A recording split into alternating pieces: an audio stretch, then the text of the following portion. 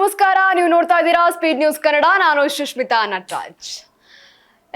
CCL ಶುರುವಾಗುವಂತಹ ಸಮಯದಲ್ಲಿ ಪ್ರತಿ ಬಾರಿಯೂ ಸಹ ಕುತೂಹಲ ಎಲ್ಲೆಡೆ ಮನೆ ಮಾಡುತ್ತೆ. ಸಂಭ್ರಮದ ವಾತಾವರಣ ಕೂಡ ಒಂದ್ ಕಡೆ ನಿರ್ಮಾಣವಾಗುತ್ತೆ. ಈ ಬಾರಿ ಕಪ್ ಯಾರ್ದು ಎನ್ನುವಂತಹ ಪ್ರಶ್ನೆ ಕೂಡ ಎಲ್ಲಾ ಕಡೆ ಕೇಳಿ ಬರುವಂತದ್ದು.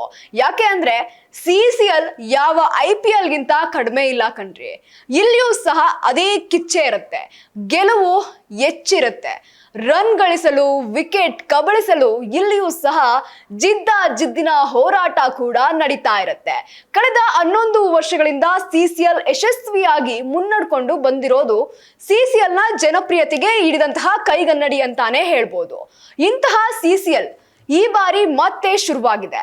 ಜನವರಿ 16ನೇ ತಾರೀಕು ನಡೆದಂತಹ ಪಂದ್ಯದಲ್ಲಿ ಕರ್ನಾಟಕ ಬುಲ್ಡೋಸರ್ಸ್ ಮತ್ತು ಕಳೆದ ಬಾರಿಯ ಚಾಂಪಿಯನ್ ಪಂಜಾಬ್ ದಿ ಶೇರ್ ನಡುವೆ ಮೊದಲ ಪಂದ್ಯ ನಡೆದಿದೆ. ಕಳೆದ ಬಾರಿ ಕೊನೆಯ ಹಂತದಲ್ಲಿ ಎಡವಿದ್ದಂತಹ ಕರ್ನಾಟಕ ಬುಲ್ಡೋಸರ್ ತಂಡ ಮೊದಲ ಪಂದ್ಯದಲ್ಲಿ ಪಂಜಾಬ್ ತಂಡವನ್ನ ಮಣ್ಣು ಮುಕ್ಕಿಸಿರುವಂತದ್ದು.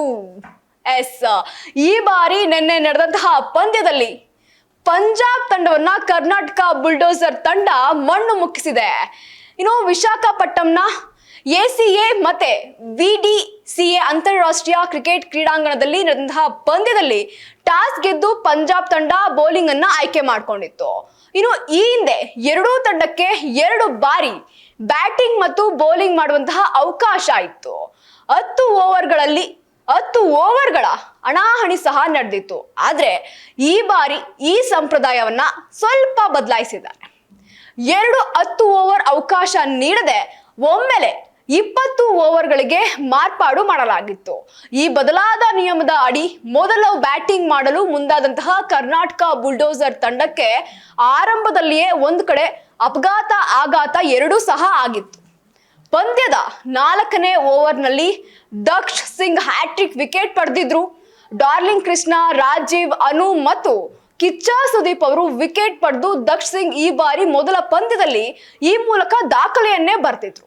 ಆ ನಂತರ ಪ್ರದೀಪ್ ಕೂಡ ತಮ್ಮ ವಿಕೆಟ್ ಅನ್ನ ಒಪ್ಪಿಸ್ಬಿಟ್ಟಿದ್ರು. ಹೀಗೆ 5ನೇ ಓವರ್ನಲ್ಲಿ ಕೇವಲ 32 ರನ್ಗಳಿಗೆ 4 ವಿಕೆಟ್ ಕಳೆದುಕೊಂಡಿದ್ದ ಸಂಕಷ್ಟಕ್ಕೆ ಸಿಲುಕಿದಂತಹ ಕರ್ನಾಟಕ ಬುಲ್ಡೋಸರ್ ತಂಡ 9 ಓವರ್ಗಳಲ್ಲಿ 53 ರನ್ ಗಳಿಸಿ 5 ವಿಕೆಟ್ ಕಳೆದುಕೊಂಡು ಮತ್ತಷ್ಟು ಸಂಕಷ್ಟಕ್ಕೆ ಸಿಲುಕಿತ್ತು. ಆಗ ತಂಡಕ್ಕೆ ಕರುಣ್ ಆರ್ಯನ್ ಆಧಾರವಾಗಿ ಅಪಾಯದಿಂದ ಪಾರ್ ಮಾಡಿದ್ರು ಅಂತಾನೆ ಹೇಳ್ಬೋದು. ಎಷ್ಟೋ ಸಂಕಷ್ಟದಲ್ಲಿ ಸಿಲುಕಿದಂತಹ ಕರ್ನಾಟಕ ಬುಲ್ಡೋಸರ್ ತಂಡಕ್ಕೆ ಕರುಣ್ ಆರ್ಯನ್ ಆಧಾರವಾಗಿ ನಿಂತ್ಕೊಂಡ್ರು ಅಂತಾನೆ ಹೇಳ್ಬೋದು. ಯಾಕೆ ಅಂದ್ರೆ ಆಲ್ರೆಡಿ 5 ವಿಕೆಟ್ ಹೋಗ್ಬಿಟ್ಟಿದೆ, ಇನ್ ಮುಂದೆ ಏನಾಗುತ್ತೆ ಅನ್ನೋಂತಹ ತಲೆನೋವು ನಡುವೆ ಅಂತಹ ಸಮಯದಲ್ಲಿ ಕರುಣ್ ಆರ್ಯನ್ ಒಂದು ಆಧಾರ ಸ್ತಂಭವಾಗಿ ನಿಂತ್ಕೊಂಡ್ರು ಅಂತಾನೆ ಹೇಳ್ಬೋದು. ಇನ್ನು ಪಂಜಾಬ್ ಬೌಲರ್ಸ್ ಬೆವಳಿಸಿದಂತಹ ಕರಣ್ ಕೇವಲ 33 ಎಸೆತಗಳಲ್ಲಿ 83 ರನ್ ಸಿಡಿಸಿದ್ರು. ಕರಣ್ ಅವರ ಈ ಅಬ್ಬರದಿಂದ ಕರ್ನಾಟಕ ಬುಲ್ಡೋಸರ್ ತಂಡ 20 ಓವರ್ಗಳಲ್ಲಿ 170 ರನ್ಗಳನ್ನ ಗಳಿಸಿತ್ತು. 171 ರನ್ಗಳ ಗುರಿ ಬೆನ್ನತ್ತಿದಂತಹ ಪಂಜಾಬ್ ತಂಡಕ್ಕೆ ಮೊದಲ ಎಸೆತದಲ್ಲಿಯೇ ಪ್ರದೀಪ್ ಆಘಾತವನ್ನ ನೀಡಿದ್ರು ಅಂತಾನೆ ಹೇಳ್ಬೋದು. 2 ಓವರ್ನಲ್ಲಿ 2 ವಿಕೆಟ್ ಪಡೆದಿದ್ರು. ಆ ನಂತರ ಸುನಿಲ್ ರಾವ್ ಮತ್ತೊಂದು ವಿಕೆಟ್ ಅನ್ನ ಗಮನಿಸಿದ್ರು. 5 ಓವರ್ಗಳಲ್ಲಿ 3 ವಿಕೆಟ್ ಕಳೆದುಕೊಂಡು 30 ರನ್ ಗಳಿಸಿದಂತಹ ಪಂಜಾಬ್ ತಂಡ ಆ ನಂತರ ಚೇತರಿಸಿಕೊಳ್ಳಲು ಸಾಧ್ಯನೇ ಆಗ್ಲಿಲ್ಲ. ರಾಹುಲ್ ಆಗಿರ್ಬೋದು ತಂಡವನ್ನ ಅಪಾಯದಿಂದ ಪಾರ್ ಮಾಡುವಂತಹ ಪ್ರಯತ್ನವನ್ನ ಮಾಡಿದ್ರು. ಅವರ ಪ್ರಯತ್ನವೂ ಸಹ ಇಲ್ಲಿ ವೇಸ್ಟ್ ಆಗೋಗಿತ್ತು.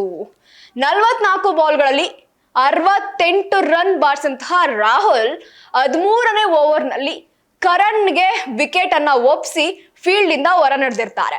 ಅಂತಿಮವಾಗಿ ಪಂಜಾಬ್ ದಿ ಶೇರ್ ತಂಡ 139 ರನ್ಗಳಿಗೆ ಆಲ್ ಔಟ್ ಆಗಿತ್ತು. ಈ ಮೂಲಕ ಕರ್ನಾಟಕ ಬುಲ್ಡೋಸರ್ ತಂಡ 31 ರನ್ಗಳಿಂದ ಗೆಲುವಿನ ನಗೆಯನ್ನ ಬೀರಿತ್ತು ಅಂತಾನೆ ಹೇಳ್ಬೋದು.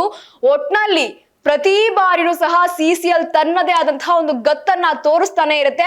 ಆದ್ರೆ ಈ ಬಾರಿ ಕಳೆದ ಬಾರಿಯಂತೆ ಕರ್ನಾಟಕ ಬುಲ್ಡೋಸರ್ ತಂಡ ತನ್ನ ಮುನ್ನಡೆಯನ್ನ ಸಾಕ್ತಾ ಇದೆ ಅಂತಾನೆ ಹೇಳ್ಬೋದು.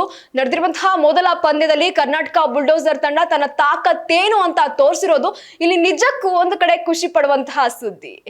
ಇದಾಗಿತ್ತು ಈ ಕ್ಷಣದ ಸುದ್ದಿ. ಮತ್ತಷ್ಟು ಅಪ್ಡೇಟ್ಸ್ಗಾಗಿ ನೀವು ನೋಡ್ತಾ ಇರಿ ಸ್ಪೀಡ್ ನ್ಯೂಸ್ ಕನ್ನಡ. ಸುದ್ದಿ ನಿಮ್ಮದು, ವೇಗ ನಮ್ಮದು.